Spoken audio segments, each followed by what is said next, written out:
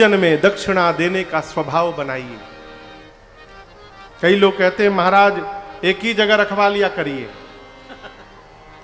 अपने थाली में 50 कटोरी चाहते हैं और दक्षिणा एक ही जगह रखवा लीजिए।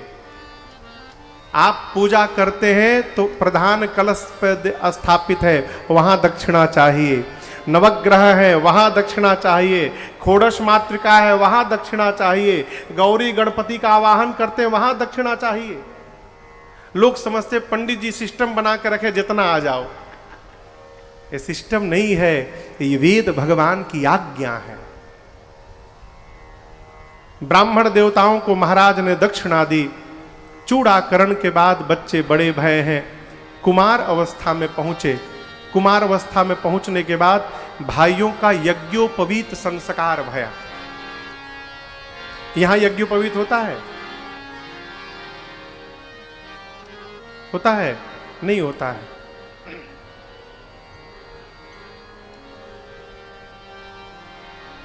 यज्ञोपवीत धारण करना चाहिए, ठीक ना? देखिए शिखा और सूत्र, शिखा समझ रहे हैं? शिखा काहे नहीं धारण करते हैं?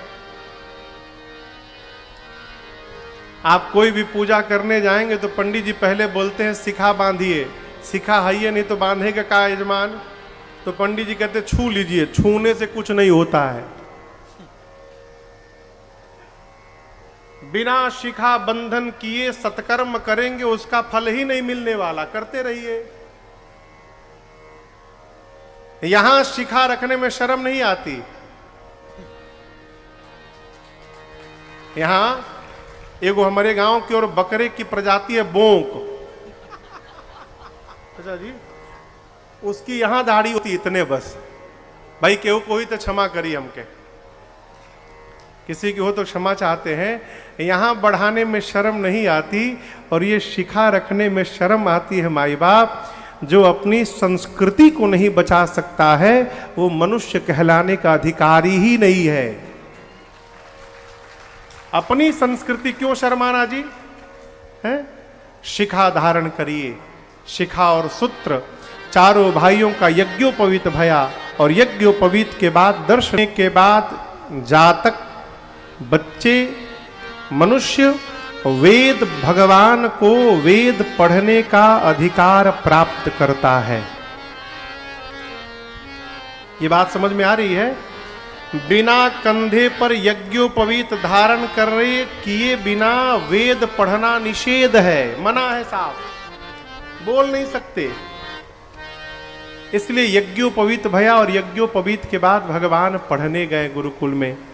वेद पुराण की कथाओं को सुने, पढ़े। पहले अपने सुनते थे, बाद में भाइयों को सुना के समझाते थे।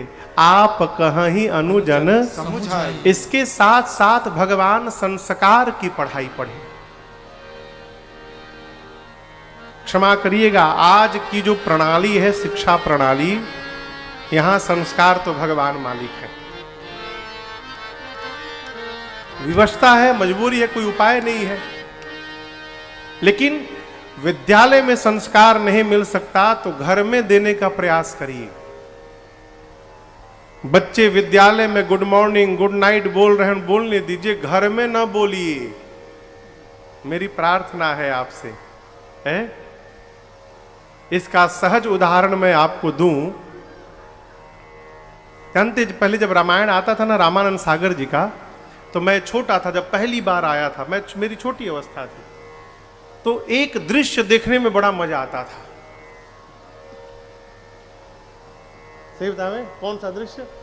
जब युद्ध चलता था तो इधर से बाण छोड़ते थे और उधर से बाण, तो टो टो टो टो टो करते करते दोनों बाण आता था, ऐसे लड़ता था और रावण वाला बाण समाप्त हो जाता था। राम जी का बाण रावण का बाण काट देता था। चाचा जी, तो वो अब उस समय तो बालपन में बड़ा अच्छा लगता था देखने में। यदि आपने अपने पिताजी को गुड मॉर्निंग बोला तो पिताजी क्या बोलेंगे? बोलिए बोलिए, गुड मॉर्निंग। आपने गुड मॉर्निंग छोड़ा उधर से पिताजी ने गुड मॉर्निंग छोड़ा, दोनों गुड मॉर्निंग कट गया। यदि आप अपने पिताजी को प्रणाम बोलेंगे तो क्या आपके पिताजी आपको प्रणाम बोलेंगे? नहीं, फिर आपके पिताजी आपको आशीर्वाद देंगे, और ये आशीर्वाद कभी कटने वाला नहीं है। इसलिए ये जो पाश्चात्य संस्कृति प्रभावी हो रही है, इसको रोकिए जितना हो सके। घर में जितना हो सके हिंदी बोलने का प्रयास करिए। आजकल लोगों को हिंदी बोलने में शर्म आती है। हिंदी मातृभाषा है, और जो अपनी जन्मभूमि पर और अपनी मातृबोली पर, देखिए दुनिया का आदमी कोई भाषा बोल दे, लेकिन आदमी जब रोता है तो अपनी मातृभाषा में रोता है। बंगाली आदमी यदि कितनों अंग्रेजी झाड़े, रोएगा तो मागो ही बोलेगा। बिहार का आदमी कितनों उड़िया बोले, अंग्रेजी बोले, रोएगा तो माई रे ही बोलेगा। जब आदमी विपत्ति में आता है तो अपनी मां की शरण में जाता है। इसलिए विवेकी पुरुष को जीवन भर अपनी मां का सम्मान और आदर करना चाहिए। अपनी भाषा पर गर्व करिए, हिंदी पर। भगवान के ये पापी मरने वाले नहीं है। भगवान तो अवतार ले ही चुके हैं, बड़े भी हो गए होंगे, अवसर आ गया है। क्यों न चल के अब भगवान को ही लेकर आया जाए और प्रभु इन पापियों से मुक्ति दिलाएंगे। मन में बात आई और विश्वामित्र जी चल पड़े। अब यहां एक मैं बड़ी सूक्ष्म बात आपसे निवेदन करूं। देखिए, जीवन में आनंद लेने का स्वभाव बनाया जाए। यदि आपके स्वभाव में प्रसन्न रहने का गुण आ गया माई बाप, आप हर समय प्रसन्न रहेंगे। और स्वभाव में यदि रोने की बात आ गई तो बैकुंठ में भी आदमी रोता हुआ ही मिलेगा। चला जी, ये स्वभाव देखिए, आप दर्शन करिए। विश्वामित्र जी जा रहे कहां? अयोध्या, भगवान को लाने। स्वभाव है आनंद में आने का। चिंतन कर लिए, अरे क्या अद्भुत बात है, भगवान को लाने जाऊंगा और लाने से पहले भगवान के श्री चरणों का दर्शन प्राप्त हो जाएगा, आनंद ही आनंद हो जाएगा। एहू मिस देखौं पद जाई, कम से कम इस बहाने तो भगवान के चरणों का दर्शन मिलेगा। करी विनती आनौ दो भाई, विनती करके दोनों भाइयों को मांग कर लाऊंगा। किसी से कुछ प्राप्त करना हो तो विनम्र बनना पड़ेगा। गुंडागर्दी करके कुछ नहीं लिया जा सकता है? विश्वामित्र जी पहुंचे, जाकर सरयू जी में स्नान किया है। स्नान करके विश्वामित्र जी चक्रवर्ती दशरथ जी के दरबार के द्वार पर पहुंचे। गए भूप दरबार। दशरथ जी को सूचना मिली, महाराज तुरंत दौड़ कर गए, जाकर चरणों में दंडवत किए हैं। इन चौपाइयों को दर्शन करिए। मुनि आगमना सुना जब राजा, मुनि आगमना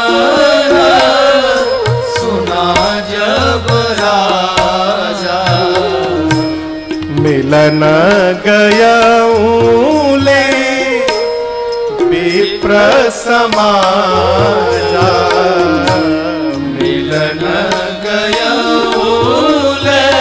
ब्राह्मणों के समाज को लेकर दशरथ जी गए। करि दंडवता